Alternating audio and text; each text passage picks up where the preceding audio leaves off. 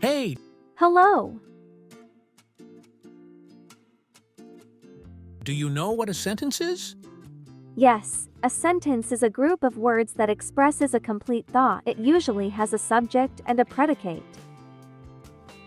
Oh, interesting. Are there different types of sentences? Absolutely. There are four main types based on their purpose. What are they? First, there's the declarative sentence. It makes a statement like, "The sun rises in the east." Got it. What's next? Then, we have the interrogative sentence, which asks a question.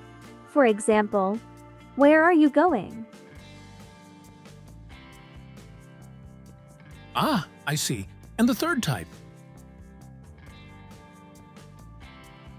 That's the imperative sentence, which gives commands or requests, like, "Please pass the salt."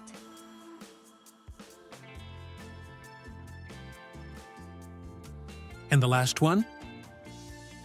The fourth is the exclamatory sentence. It shows strong emotion, such as, "What a beautiful day."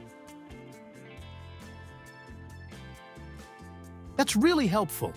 Thanks for explaining. Anytime, keep practicing to master them. Thanks for watching. Subscribe to the channel for more.